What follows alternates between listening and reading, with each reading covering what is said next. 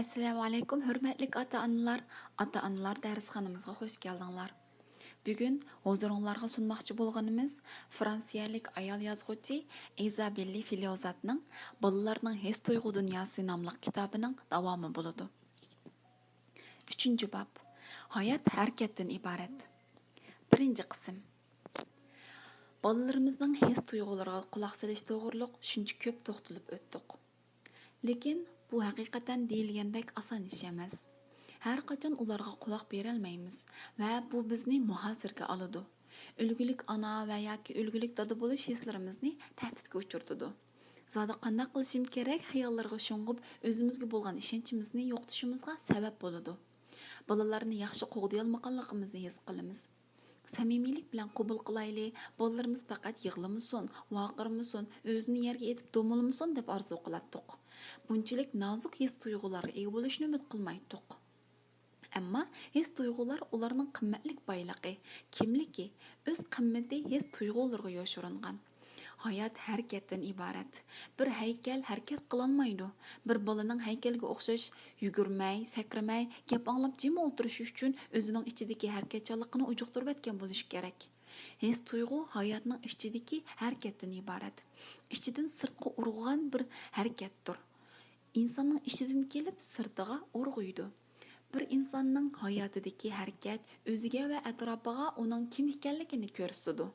Yig'lash, varqirash, titrash qatorliqlar hayotdagi qaytib qutulg'ili bo'lmaydigan besimlarga qarata topgan jorimiz. Tuyg'ularimiz ruhiy va jismoniy yaralardan keyin o'zimizni o'ngshash va yangidan dast turish uchun undigichi rol o'ynaydi. Bizga mavjudlik engini ato qilgan dal bizning his tuyg'ularimizdan iborat. Men kim? Men his tuyg'uga ega bir jonliq. His tuyg'umiz bizning kim ekanligimizni anqirishimizga yordam qiladi. Bolalar 2 yoshdan keyin manligini his qiladi. O'z kimligini, mustaqil bir kishi ekanligini, hayotining o'ziga oid ekanligini ifodalash uchun nimani xohlab, nimani xohlamaydiganligi, nimani his qilganligi haqida eg'iz ochib so'zlashga boshlaydi. Mening pek ochiqim keldi. Mening uxlug'im yo'q. Appa, sen yo'q vaqtda mening ko'nglim pek yerim bo'ldi. Bu bek ochiq ekan, og'zim ichishib ketdi. Bundaq chog'larda bizning javoblarimiz tayyor turdi. Shundoq bo'ldi shu, amal yo'q. Va yoki dars berishga tayyor turamiz. Boldir uxlamasang, boldir turolmaysan. Va yoki tushundiramiz. Ishqa bormasam bo'lmaydi, buni bilasan. Javob berish orqali masalani hal qilishga tirishimiz, lekin bolaga quloq solmaymiz. Amaliyotda bola bizga bu gaplarni qilganda bizdan bir javob kutmaydi. U faqat men deyotidi. His tuyg'ularini ifodalayotidi. Ichida o'ylaganlarini, his qilganlarini ifodalab chiqaryotidi. O'z-o'ziga va bizga men hayot, men yashayotman deyotidi. U o'z ichida o'zining mavjudligini his qilyotidi. Ammo biz bo'lsak, tog'dan, bog'dan so'zlab yurimiz. Uning his tuyg'ulariga quloq solish o'rniga deyotgan gaplardan parang qilyapmiz va uningga sening tuyg'ularing muhim emas deyapmiz. Uningga sening manliging hech nima emas deyapmiz. Bizning mantiqliq tushuntirishlarimizdan tuyg'ularni his qilmaslik kerakligini o'rgatyapmiz. Biz ularga nima uchun bundoq muomala qilamiz? O'zimizning his tuyg'ularimizni temir sanduqqa qulflab qo'yibdimiz. His tuyg'umizning keyniga kirib ketishdan qo'rqamiz. His tuyg'ularimizni bostirib oshkorlanishni xohlamaymiz. Biz kichikkan nima ishlar yuz bergan edi? Bolaligimizdagi ochiq aslimalarni qayta asga olmaslik uchun bolamizning faryodlarini anglamaslikqa selib olamiz. Bu orqali xuddi o'zimizni qulflab qamab qo'ygandek ularni qamab qo'yamiz. Agar bolalarning bizga ko'rsatgan yo'ldan mengib, o'zimizni qamoqdan qutqizish orqali ularga mavjud bo'lish erkinligi bergan bo'lsak qanday bo'ladi? Men kim? Men ekanligimni his qilgan kishi. Agar bolaga his qilganlarini ifodalash huquqi berilmaganda, hech kim uning ko'z yoshlarini, g'azablarini, qo'rqishlarini anglamaganda, tuyg'ularini e'tirof qilmaganda, his qilganlarini qo'llamaganda, bola nima his qilganligi to'g'riliq shakllangan engini o'chirib tashlashi mumkin.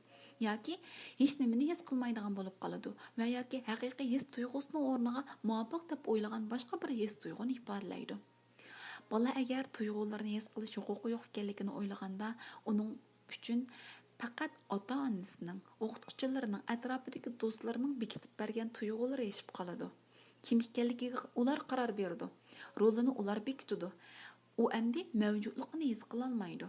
Cho'nglar ko'pincha bolalar uchun nimaning muhim ekanligini tushunmaydi. Biz uchun ustida pilning rasmi bo'lamdi, ayiqchoqning rasmi bo'lamdi muhim emas. Ish qilib bir rasm bo'lsa bo'ldi. Lekin 3 yoshlik bir bola uchun bu hayot mamot masalasiga o'xshash muhim. Pilning rasmi bo'lgan taxsi uchun, ko'k rangli istakan uchun, qizil rangli qo'shiq uchun, nonning atrofidagi yumshoq yerni yeyish uchun jon tikib talashishi, hatto g'azabdan yerda do'milab yig'lishi mumkin. Bu imkonsizlar ba'zida bizni to'yg'izib etadi. Chunki bizning davrimizda buncha ko'p tanlash fursatimiz yo'q edi. Amaliyotda bolaning nazarida intayin muhim bo'lgan bütün bu halqalarga quloq solish bolaning o'z qiziqishi va tanlashini shakllantirish uchun muhim rol o'ynaydi. Tanlashlari orqali o'zini izlaydi. Qarorlarini ifoda qilish orqali o'zini boshqalardan farqli qilgan narsalarni his qilishga boshlaydi va asta-asta o'z kimligini shakllantiradi. Hozirgi davrga qarab baqsaq, nurg'un cho'nglar yetishganlar qaror berishni uqmaydi. Hayotda qaysi yo'ldan mangsam bo'lar deb to'li boshqa turadi. Bugun nima yesam deganimni o'zi qaror qila olmay boshqalarga tashlab beradi. Aniq bir kimlikni o'ttirib qo'yishda qiynaladi.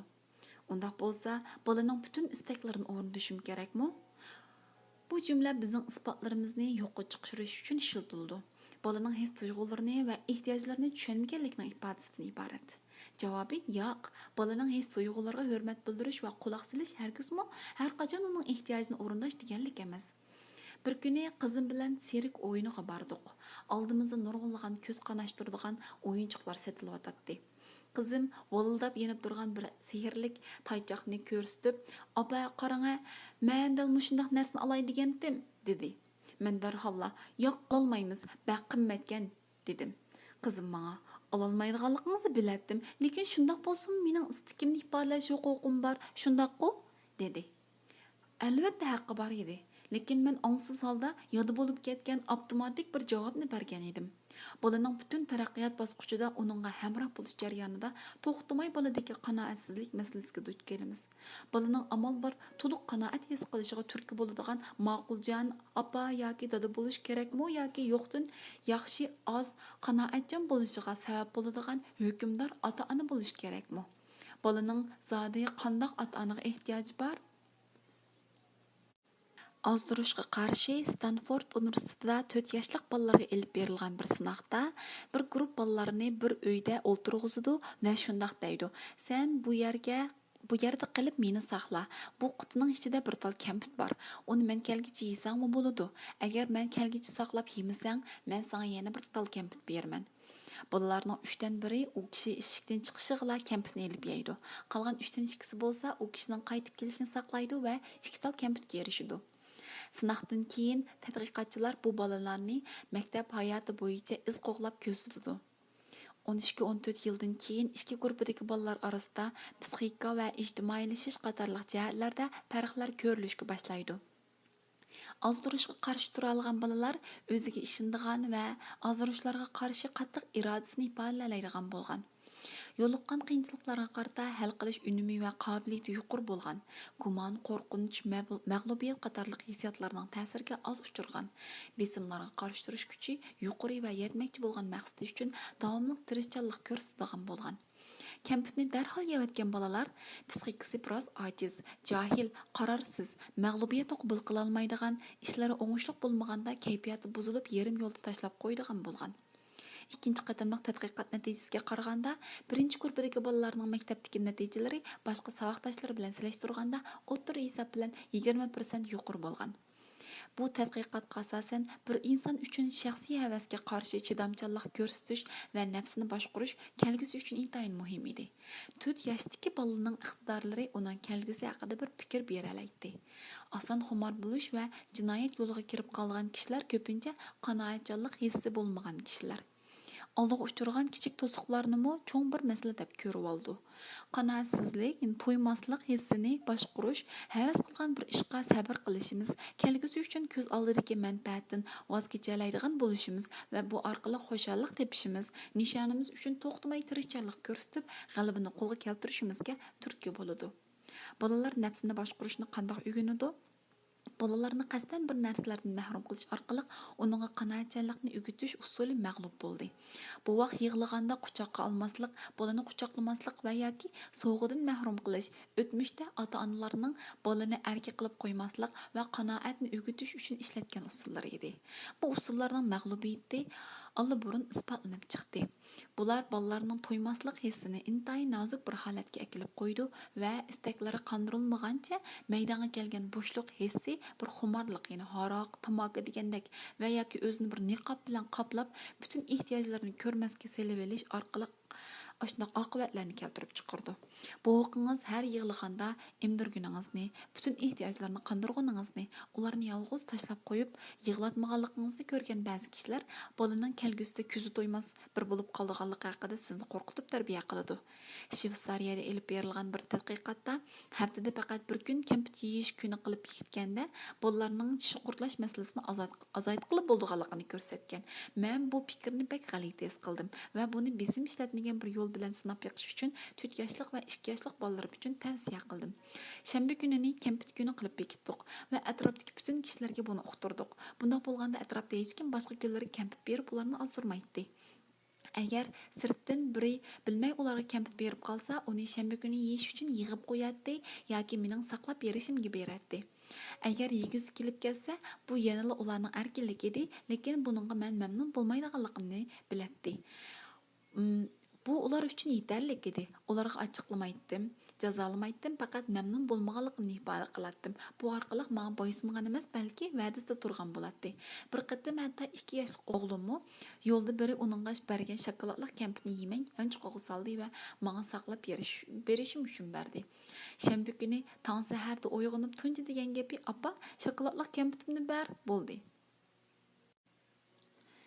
Franchois Dolto mundaq deydi: haddidan ziyoda nafsini boshqarolmaslik balki bir ruhiy yorilishga sabab bo'lishi mumkin, lekin oz miqdorining bolalarning cho'ng bo'lish jarayoni uchun roli bor.